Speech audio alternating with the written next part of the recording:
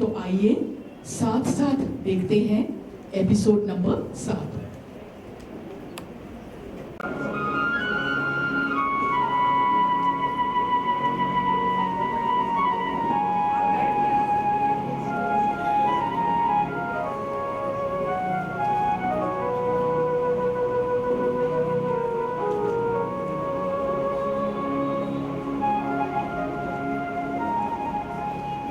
प्रिय पद्मावती, इस संसार में ऐसा कोई व्यक्ति नहीं जिसमें यह कहने का साहस हो कि अंगराज ने उससे ऋण लिया हो और उसे चुका न दिया हो।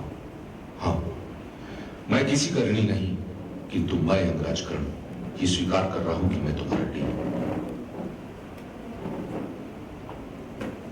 मैं सर से पांव तक तुम्हारे स्नेह के ऋण में डूबा हुआ। ये ऋण मैं कभी चुका भी देता तो तुम फिर इतना स्नेह दे देती कि मैं एक बार फिर सर से पांव तक उसमें डूब जाता।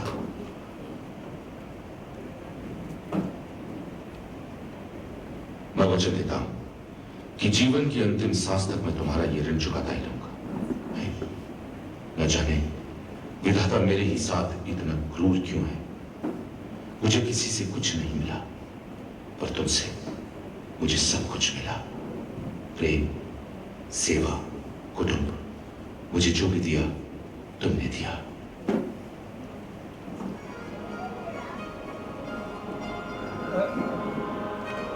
इसलिए मैं स्वयं को केवल तुम्हारा ऋणी समझता हूं।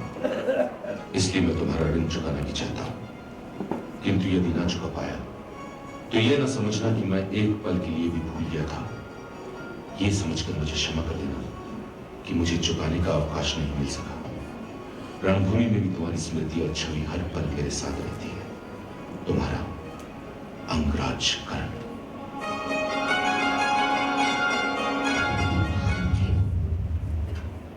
कितने दयालु, कितने स्नेही। जानता हूं माते, जानता। पिताश्री महान थे। कदाचित इस संसार में उनकी महानता से कोई इनकार नहीं कर सकता, किंतु सत्य यह भी है कि वो अपनी इस महानता के साथ इस संसार से विदा हो। उनकी महानता आपको और मुझे कुछ न दे सकी। एक ऐसा न्याय है माते, कैसा न्याय। संसार हमें पिताश्री की महानता का पुरस्कार न दे सका, किंतु उनकी भूल का दंड देने में कोई संकोच नहीं कर रहा। क्या भूल केवल पिताश्री की थी? क्या दंड के पात्र केवल उन्हीं के वंशज हैं? दूसरों के अपराधों को भुला दिया गया। महाराज धृतराष्ट्र को उनका खोया हुआ परिवार मिल गया। ताया श्री युधिष्ठिर को हस्तिनापुर का राज्य मिल गया, और दंड भोगने के लिए क्या आप और हम ही रह गए? ऐसा न कहो पुत्र। क्यों न कहूं माते? क्या यह सत्य नहीं है कि अपनी यातना और अपने दुख के साथ आज हम अकेले रह गए? किसने कहा कि तुम अकेले हो? मैं हूं तुम्हारे साथ। माताश्री, प्रणाम। आयुष्मान भव। मैंने तो अपने स्वप्न में भी नहीं सोचा था कि आप कभी यहाँ अपने पवित्र पांव रखेंगी। आइए। पुत्र, अपनी दादीश्री के पांव छुओ।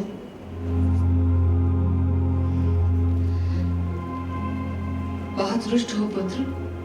मैं तो तुम्हें लेने आई थी। नहीं जाऊंगा मैं नहीं जाऊंगा। किंतु क्यों? आज तक किसी ने पलटकर हमारी सुध नहीं ली।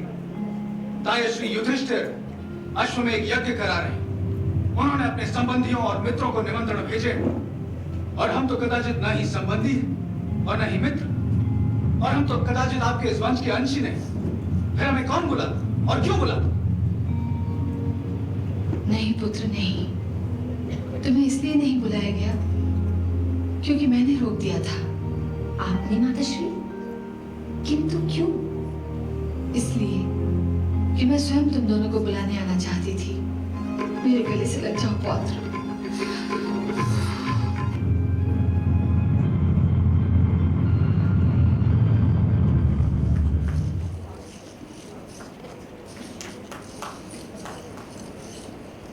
प्रणाम माताश्री।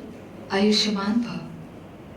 पांचाली, यह है वृषकेतु, मेरा पौत्र, मेरे ज्येष्ठ पुत्र अंगराज का पुत्र। पौत्र, काकीश्री के चरण छुओ। प्रणाम काकीश्री। आयुष्मान भव।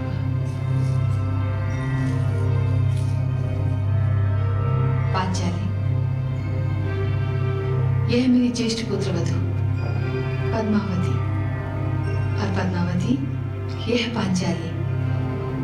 तुम दोनों बैठ के बातें करो, तब तक मैं वृषकेतु को अपने पुत्रों से मिलवा कर लाती हूँ। आओ पौत्र।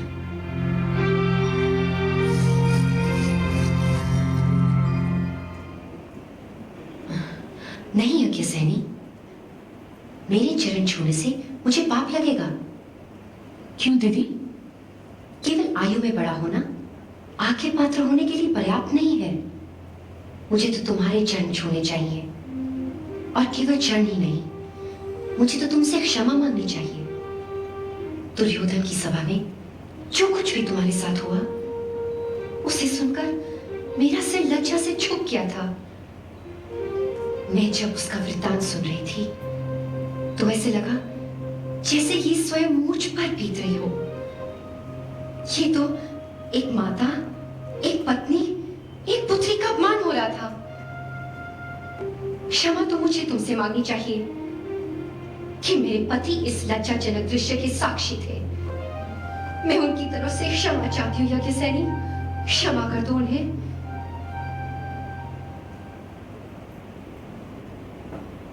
दीदी, क्षमा तो मुझे भी मांगनी चाहिए थी। मैंने भी तो उन्हें गाली दी। तुमने उन्हें क्या गाली दी थी? मैंने उन्हें सूत पुत्र कहा था। परंतु सूत पुत्र होना तो कोई गाली नहीं होती। सूत पुत्र कहना कोई गाली नहीं होता दीदी, परंतु गाली समझा विषय जाता है। हमारे समाज का यही तो दोष है कि वो पहले किसी के कार्य, किसी के व्यवसाय को उसकी जाति बना देता है और फिर जाति को गाली।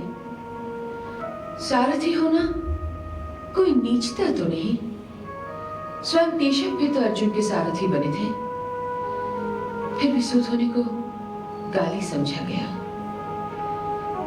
ये भूल मुझसे भी हुई थी। क्या तुम मुझे क्षमा कर सकोगी दीदी? तो मैं अपने पति की अर्धांगिनी होने के नाते तुम्हें उनकी ओर से क्षमा करती हूँ।